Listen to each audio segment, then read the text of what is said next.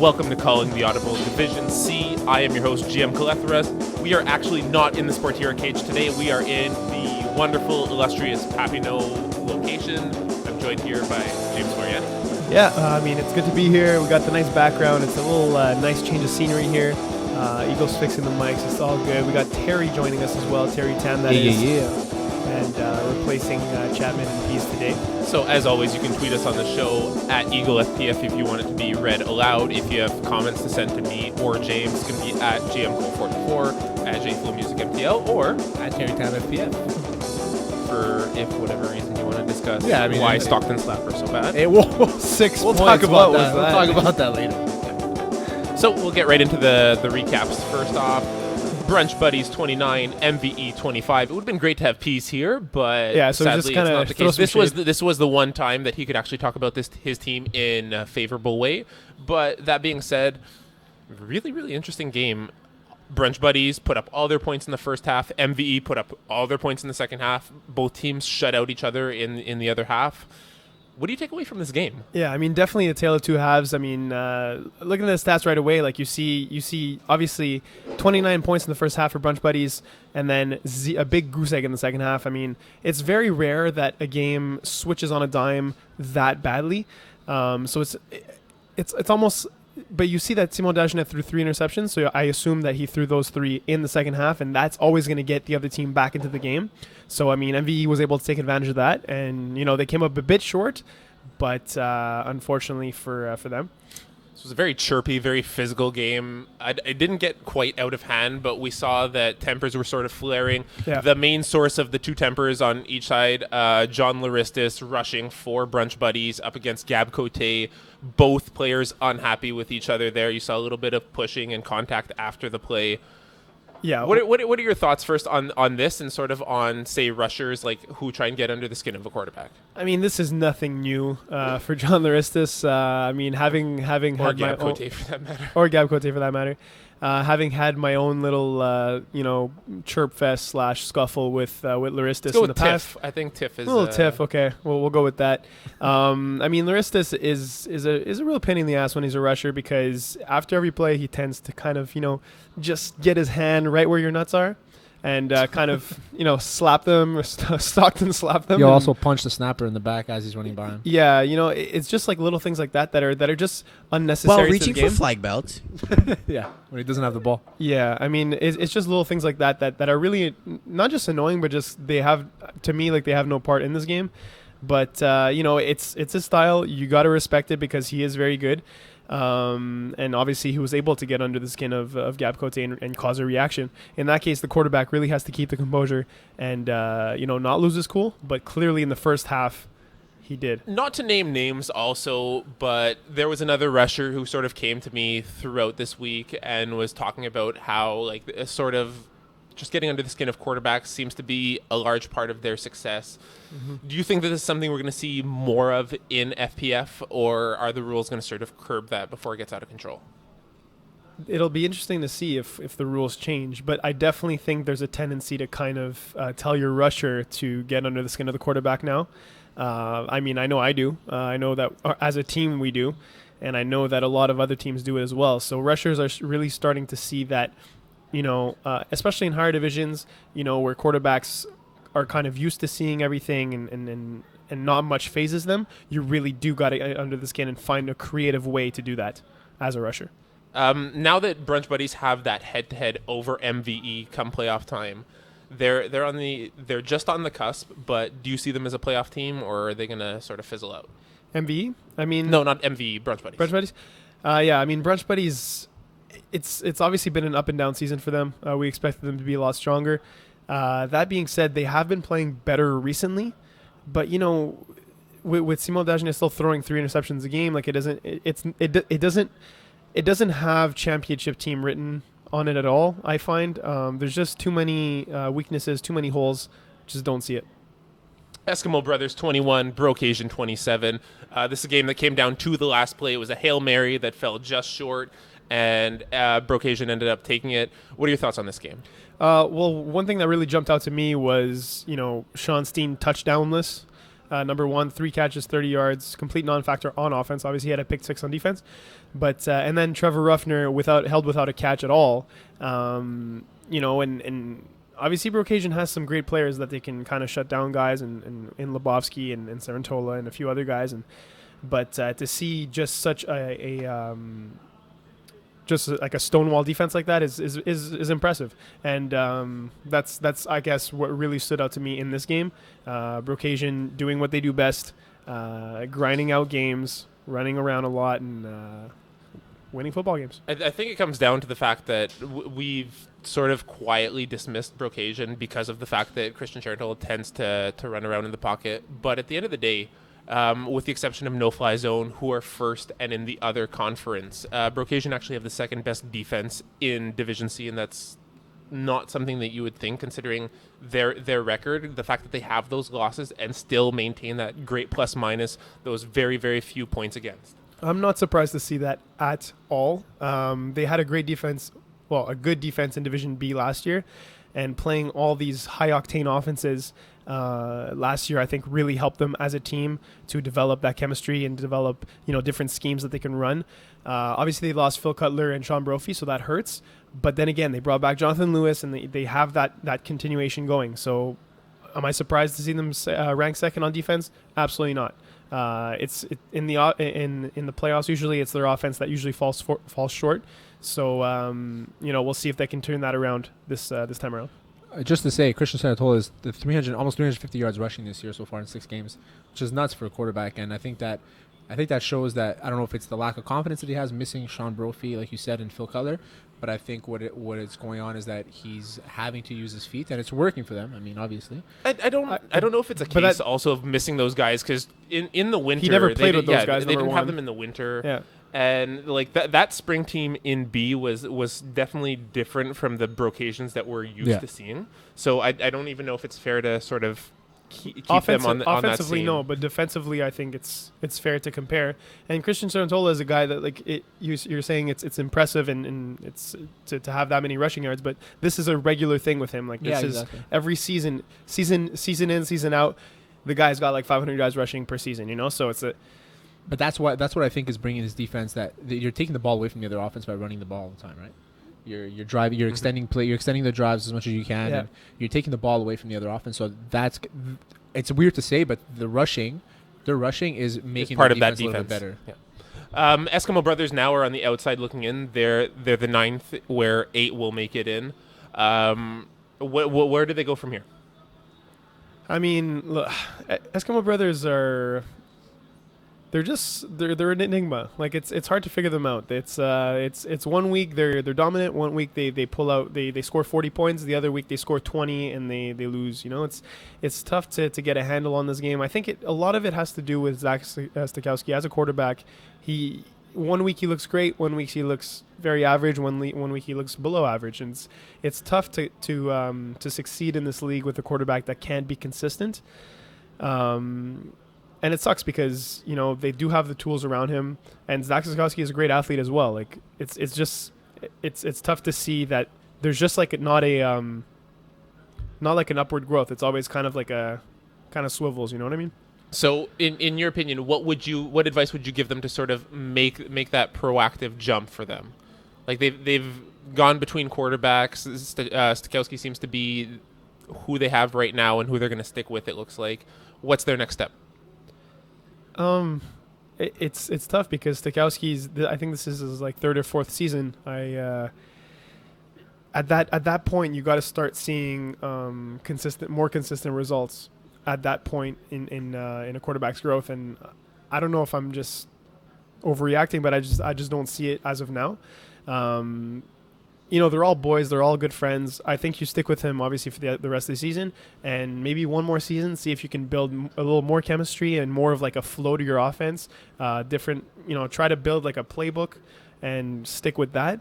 And, I guess one more season. And then if that doesn't work, if that trial doesn't work, I would maybe look for a new quarterback. Okay. They have top season next and then top sauce and Coyotes. So, I mean, if there's a game to win, it's this week to kind of make your... to make your move. So. Yeah. Next game on the docket: Lassos 18, Jägerbomb 32. I picked Lassos in my survivor pool, which unfortunately did not work out well at all. For me. Another 1-2 week for GM. Yeah, another 1-2 and another 3-0. Yeah. Another coffee for me, I guess. Yeah, I know. What do we take away from this? Firstly, Cedric Knuckle back. Huge game for him. 6 receptions, The 104 Moose yards. The Moose Knuckle. 3 touchdowns, 1 interception. They had a depleted roster. Like they were missing so many guys left and right. This is definitely a huge win for Jägerbomb. How do they build on this? I mean, this is what Jägerbomb does. They win games at the end of the season, and then they come in the playoffs firing, they come in hot, and they surprise teams. I know. I know. I know that you know, and I know you're very upset about it. But, like, it's not surprising to me at all to see this. Like, it's what they do.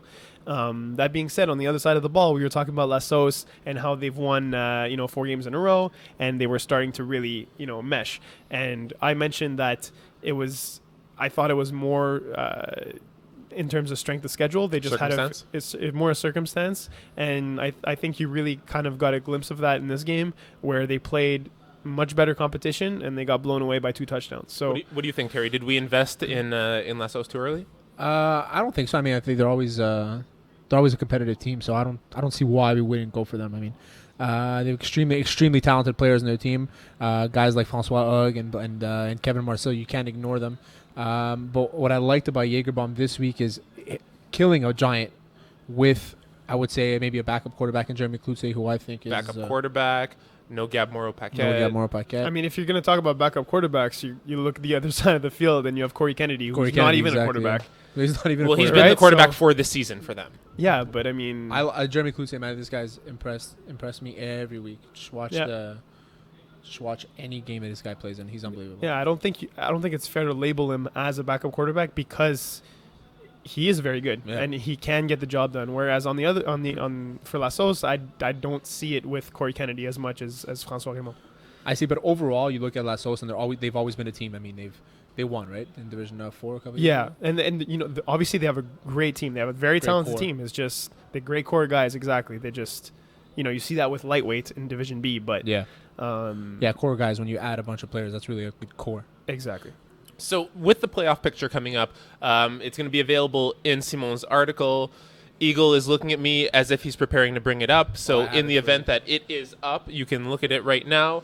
Conference A, Coyotes, Honey Badgers, Top Sauce, 69ers, Show Me Your TDs, Lassos, Brocasian, and Jägerbomb. We mentioned Jägerbomb just kind of sneaking in there. The teams that are on the cusp right now in Conference A are the ones that I want to talk about more than the teams already in. So Eskimo Brothers in 9, Gotham Knights in 10, and Top Season in 11th. I don't see anything changing here in Conference A. As I mentioned last week, Gotham Knights they're not good enough. They're just not good enough. They would basically have to win out. They have to win out, but it's not going to happen. Top Season, I mean, again, same story. Like, now they have a quarterback, but it's too late in the season. It's too late, and Evolution Killabees, they're already out. And Eskimo Brothers, I mean, Jägerbomb are just going to keep winning, I think, and Brocasian as well. So I just can't. I don't really see a scenario where Eskimo Brothers can overtake one of those teams. Well, let's look at Top Season, right? Because Top Season and Eskimo Brothers are fighting for that playoff Maybe spot. Lassos, actually. They're playing each other this week. Yeah. So Top Season is playing Eskimo Brothers. Then they play Les Brugbandeurs, which could be a win, could be a forfeit win. Then they play Top Sauce at the end of the season. So LBB won this week, by the way. They didn't forfeit. They showed up and they won. So that just goes to show you, if you can muster up 6 guys, you may actually win a game. Hey, who quarterback for them this game? Minton Tat. Thank you very much. Thank you very much. That's why. I think if they had him quarterbacking the whole season, they would be a very competitive team in C. But I agree. I don't know why they took him off the roster. He's been just a sub on that team. Yeah. So I'm pretty sure I saw him at a bar a couple weeks ago, and I was about to ask, "Are you Minton Tad from FPF?" No, but you got to say his name properly, though. Yeah. Minton Tat.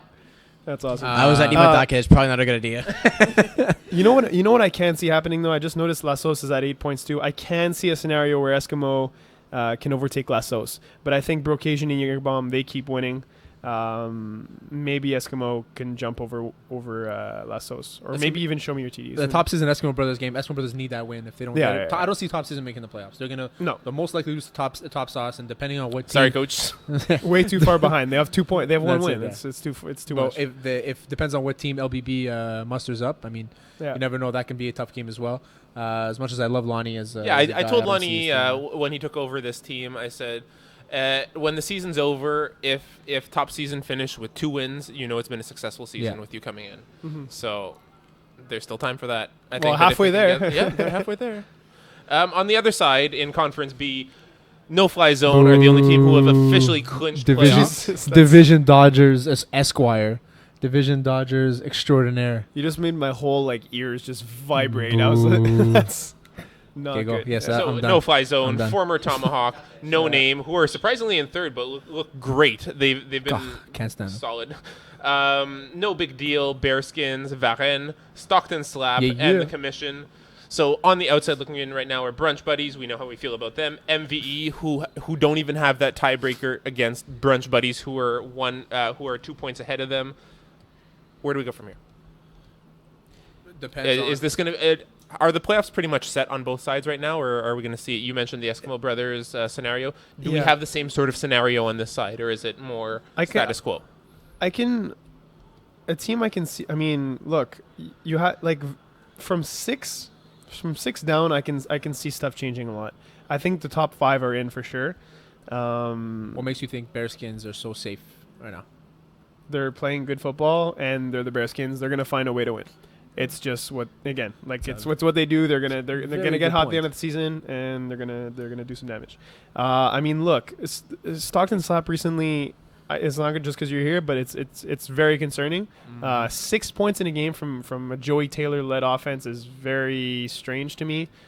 I don't know. I don't really know what to think right now with Stockton Slap.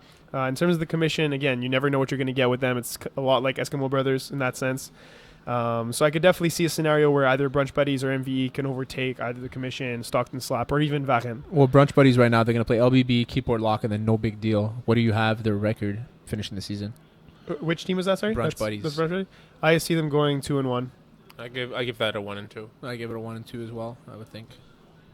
And the 1 would be against LBB, losing to Keyboard. Yeah, you know me. No Big Deal. You think they're going to lose to Keyboard? Yeah. Yeah, I think they'll lose the Keyboard. Yeah. So since I have Depends you, on who's quarterback. I mean, if Zach is playing. Not Zach. Goloff. Goloff, sorry. since I have you here, rather than Yeah, it's James and I exactly. doing the picks, I'm going to read out the games. You guys are going to pick them, and then James and I will discuss our Survivor picks. But for right now, let me know how you feel, Terry, about Honey Badgers versus Gotham Knights. Oh, Honey Badgers all day. You want me to tell you why? I would love to know why. Okay, so Gotham Knights shouldn't be in this division. I very much tend to agree with you on that point. I think it's a D team. Honey Badgers are going to be very upset after a nice loss against you guys against Top Sauce, and I definitely think they bounce back, and it's going to be ugly. I think it's at least going to be like a 3-score game. Honey Badgers are built for flag football. Yeah. Next up, Jagerbomb Brocasian. Interesting. Oh, it's a really interesting game because it's playoff implications, right? They're both at 8 and 8, at 7 and 8 respectively from Brocasian and Jagerbomb.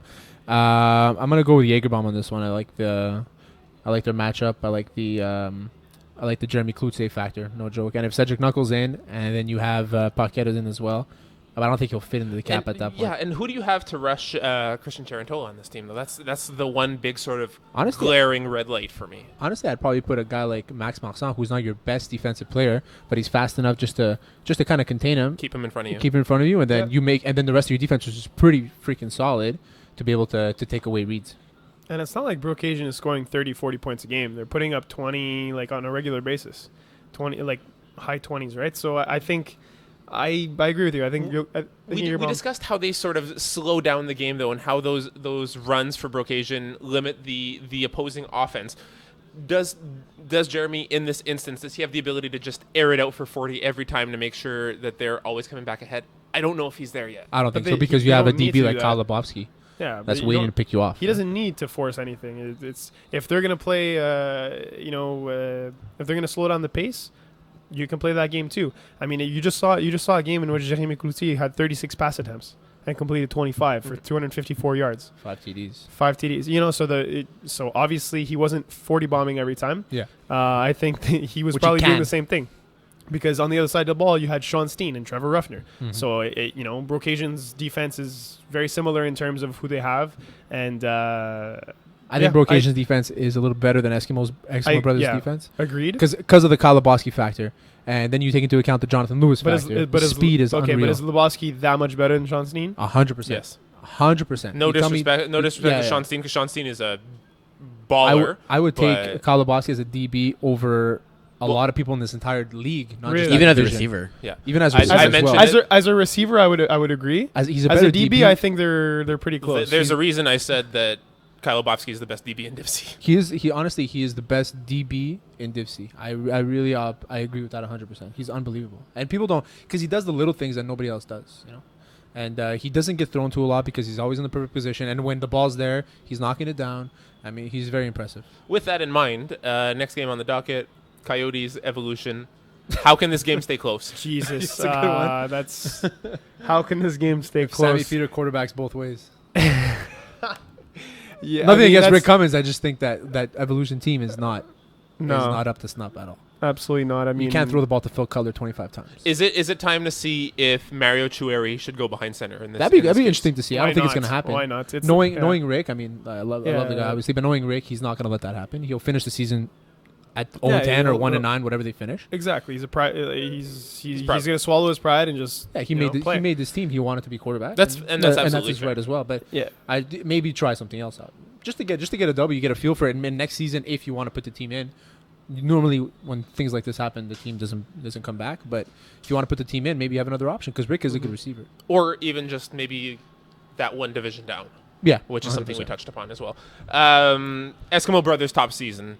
Huge playoff implications here. Huge, and I do not like this matchup for Eskimo Brothers. I think that top season, it'll be close. Maybe It feels like a 28, trap 27. game, eh? Yeah. It feels like a trap game. Because we know Coach Lonnie, right? So I think we have a little bit of a soft spot for him. But top season, they're very athletic. They're very unassuming, I would say. And Eskimo Brothers, you know what you're going to get. Zach's going to try and air it out, or he's going to try those little hooks to Sean Steen. You know what you're getting. And if you're smart enough on defense, he'll shut it down. I think it'll be close. I do think it'll be closer than some people think. Yeah. But I think Eskimo gets it done because they need this game. Yeah, that's They another can't thing. afford to lose this game, and Yeah. a team as experienced as them, I just have a feeling that they won't let this slip away. We have a soft spot for Lonnie. James has a soft spot for Abbott football. There's a football team at John Abbott? Yeah. Killer Bees 69ers. I thought that Yeah. I thought this was last week was their week up against LBB, but not the case. They're putting up more points than they have been, but I mean, they put up 18 against a defense that has routinely given up a bunch. Anyways, I mean, look, there's no way Dean Demetriou is going to lose to this team. Just straight up. It's okay, just to give you, just to show you, okay? They've, other than one time, this defense has allowed 30 points or more, other than one game this year. And I don't see it changing this season, this weekend at all. And they're not going to score more than 30. They won't so- score more than whatever. But they, Yeah. the only time they scored more than 30 was one game. They scored 36 against No Big Deal. Yeah, but that was with another quarterback. That was the quarterback. There you So go. I I didn't don't know that. There you even go. count that. So I'm going 69ers by at least Yeah. 12. At least. At least 20. Warhawks MVE 40. Warhawks MVE, man. I watch. Man, Warhawks are bad. Like, I didn't think they were that bad. I even put them in my top 10 this year. Did you? Yeah, I put them in like a low top 10. I thought they'd be like, competitive. competitive. Exactly. Like at least like I think lower tier of middle of the pack, but I didn't see them being this bad. Like Someone asked me why they're doing so poorly, and this is obviously my perspective on it, but I get the impression that Warhawks do what they do week in, week out. And when it works for them, it works for them, and when it doesn't, it doesn't, but they don't stop what they're doing. And I don't get that. Like they were getting smoked. They were down like 20-0, 26-0 to no fly zone, and they still had someone in the backfield doing a read option. Number one, why are you running a read option in Div C?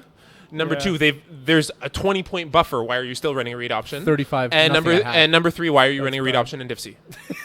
Number 3, why are you running a read option? It works. It works for Jagerbomb. They do it. Yeah. They do it with Well, Mendy. so does Brocation does it too. But you got to have the Brocation does it as personnel to do it. Yep. You know, That's like it, exactly. there's a difference between Christian Zarantola and Fred Mallet in terms of athleticism. You know, so I don't know. Fermalet's got a good arm. I just don't think he has the reads. You know what I mean? He doesn't make Yeah. the reads as well as regular guys do. As better quarterbacks do. So, Lasso's top sauce in the sauce bowl. we have the sauce bowl this week, Sauce. and in week 10 we have the top bowl, top season top sauce. Yeah. Look, top Top Sauce's sauce. defense is way too much to handle for a guy like Corey Kennedy. Even with the injury to Max Giroux. Yes. Okay. I'm gonna agree. Oh, injury to Max Giroux. Yeah, What What is it? A happened? sprained knee? Yeah, actually. Yeah. Yeah. I He'll spoke still to him. still but- play. No, Oh, he says he's not playing. No, he's not Yeah. playing. He's out for like a month. He's asked to sit for 1 to 3 weeks. Yeah. Is what physio told him. Oh, yeah. okay. No, I mean, look, as good a player Which as Max means yours truly is playing defense. All right, so there goes Lassos. Didn't you play defense last week or the week before? just until Sam Hansen arrived. Okay. Look, as good as Max Giroux is on the defensive side of the ball, I don't really see it affecting your defense, especially in this game. Yeah, I don't see it either. I think Top Sauce still be able to. I think Top Sauce's offense is good enough to be able to get up by 15 points, 14 points by half, and then be able to manage the game the rest of the game. Brunch Buddies is LBB. Yeah, you know me. I'm gonna go with Brunch Buddies on this one. I mean, there's the X factors, right? The Jawans, the J Blanches, you know, and I like that matchup ahead of the LBB. Don't know if I'm gonna put it in a lineup. There's definitely a disparity in athleticism between the two teams. Oh yeah, big If time. Mint on that is quarterback, Say his name properly. LBB will win this game. Don't insult him. Say his name properly. If Mint on that well, is Mint on not that. there, if he's not there, this will be a 15-point win for Brunch Buddies. Yeah. Just because I think this is the one where we can have the most discussion on. Why? Because I think that Mint on that makes that team dramatically better. Okay. That's fair. Just but him I being feel there like- and him being the quarterback. But him being the quarterback, all you have to do is put Justin Blanchard at rush. We've seen that Justin Blanchard can neutralize most mobile quarterbacks. So I think with that, he's the backup quarterback for this team, so he doesn't even have the full reps. I'm not sold on it. Min is actually decent. Like he's actually a pretty decent quarterback. He is Like, absolutely a very decent is, He yeah. has quarterback. a, he has but a capable. good, he has a good arm. I've seen him play. Like I was honestly pretty impressed with what I saw in the short amount of reps that he's gotten in this league, and you know I just think he's the X factor for that team. So if he's there, they win this game. If not, they lose it. But also we're talking about the quarterback issue, but we're not talking about the defensive issue where they've allowed 30 points every single game. No, last week when he was there, he Yeah. allowed Well, 18. we're gonna have to- Other than that one, right? Obviously. to an 0-6 or 0-7. True. With that, no name. Show me your TDs. I'm gonna go show me your TDs on this one. Yeah, they've been letting me down the past few weeks. Yeah, Yeah. I'm gonna go no name. I think. No name, I'm I'm not a fan of no name, so I can't. I don't think I'll ever pick them. If you look at Show Me TD's schedule right now, there's way too many games that I've seen that they've scored less than 20 points in, and it's making me very uncomfortable about this team. Like the defense has been great all season, other than maybe a game or two. But they did beat Coyotes. I mean, Coyotes. I score kept that game. I will tell you that Coyotes dropped a crazy amount of balls, and the game shouldn't have ended that way. But they did come out and beat the top team in Division C. Okay, fine, but in that game, it wasn't like the offense was awesome. Like No. the defense is what did the job, or Is what- a defense mixed with some miscues from the Yeah, of Coyotes, course, right? Yeah. So all season, like I don't know. Check the schedule right now if you I'm can looking pull at it it out. right now. How many times did they score less than 20 points? Less than 20. 43 week 1, 19 week 2, 19 week 2, 19 week 3, 3, 26 week 4, 19 week 5, 4, 5. Sorry, and then 19 week 7. 6. Week 6. There you go. 6 times under 20 points. That is disgusting. And it's I'm 19. sorry? It's weird. It's like they can't get extra points. Exactly, and that is really got one. concerning. Only get one. I was looking at their schedule and I was like, it seems like there's just way too Okay. many times where they're just not scoring. Yeah, it's true. And- Yeah, it's a good point. So yeah, I Very good point. think that I'm convinced enough to go with no name on this one. Yeah, As well. I think No Name takes it, and I mean, Show Me Your TDs, they got to pick it up on offense. no big deal. Bearskins. Oh, Bearskins. No Okay. big deal in Bearsman? Yeah. I heard the next big thing for no big deal kind of fizzled out though. Oh yeah, yeah. No, Jordan is back. He's healthy. So, no, I like I like no big deal with Jordan back. I think their defense is really something to be afraid of in this division. I do see them winning a close one in this one. Well, listen, I'll say this is that you say no big deal. Yeah. Having played against no big deal this week, I don't know who's going to be quarterback. Is it going to be You're Dustin right. White or I think. Yeah, I'm not sure. I'm not too sure. Dustin White played I can- amazing. Yeah. Like he's really good. He uses his feet. He's a smart player. I think Jake Applebaum is the starter for this team. But obviously going to be He back is. this week. I don't know if he's on vacation. it or was like something, a finger injury. Okay, it was okay, a that's finger what it is. injury. Yeah. So I don't know like how serious it is. I don't think it's that serious. Should be interesting, but I'm still giving the Bearskins the victory on this one. I think that Neil Edinson is, even though stat wise it doesn't show, but I think he's having his most comfortable year that we've seen him have in a long time. And you can't ignore the fact that Bertoldi on the team and the very athletic players, guys that have played in this league for a long time, that they know exactly what Where's they're doing. Peterson though? Like I feel like Peterson he's was not, in Iceland for 4 weeks. Okay, when's he coming back? He's coming back. He's back already. He Oh, played yeah? this week in B. Okay. I think, and then he Okay, missed so because then- he landed on Tuesday. So then I might change my pick because So I think Peterson's back. I think the big three like Yeah. Peterson, Papic, and Bertoldi. I think Yeah. that might be a little too much. Yeah, I think so too. Yeah. And We are running out of time, unfortunately, so we That's have to breeze through these. But no fly zone, keyport lock. Keyboard. Okay. Keyboard. Varen the commission. keyboard and the commission. Yeah, I'm gonna go with the commission on this one for sure. I like what Varen have been bringing to the table recently. They had a good bounce back game last week. I think that this is definitely the commission's game to lose. That's what I'm going to say. Yeah. And former Tomahawk, Stockton Slap to round it out. Stockton slap. I mean, look, for you guys, I hope you guys bounce back from that because that was horrid. Oh, trust me. But We will. like everything, like the game of the week that I saw was not impressive, and then We won. I know, but I wasn't impressed at all. Yeah, though, I know but what you're saying. anyways, This is what it is. Just quickly, is that Joey is not comfortable with anybody in this team. If you look at our best what's- receiver, who's our best receiver this year? It's Foti, and Foti plays with him in the dance, and he's very comfortable with certain guys. Get out of dance. I let it dance. And you have guys like myself, who I run very basic routes, and you have guys like Yakub and Rupsik, who don't get the ball as much, and Sammy Beg. These are three really good receivers that don't get Yeah. the ball as much because Joey's not comfortable. And after 7 weeks, we thought that he'd be more comfortable, but I think it's more of a confidence issue that he has, and the way the routes are run, because Joey's offense is very different than but everybody else's offense. is he running the same offense that he is with the dance? Exact same offense. Okay, so that's kind of confusing to me because you have like he has his new player like you saw Mac Kirouac and Marc-Antoine Vien like just coming in and exploding like with 4 touchdowns each in like their first games, so I'm just confused as to why it's not. So are we. But know? only Yeah. Joey knows, and I have 100% trust in Joey. So we'll definitely revisit this next week. Yeah. We do quickly have to make our survivor picks Right. before this is up. James is currently undefeated at 3-0 again Yeah, last so week, so he's 6-0. Yeah, you're at 6-0 to my 2-4. 2 and 4, yeah. So I will make my picks here right now. I have 69ers, top season, and former Tomahawk. Okay, I have Coyotes. I got 69ers and Top Sauce. So with that in mind, Terry, thank you for filling in at a moment's notice and coming to the right arena. Love it. Chapman, thank you for going. Is this what I'm correct? Where's Simone? I don't know where Sumo Dag is. He may also have gone to the wrong arena.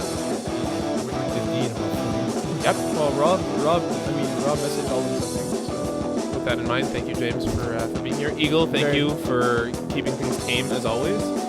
And that's our show. Have a great night.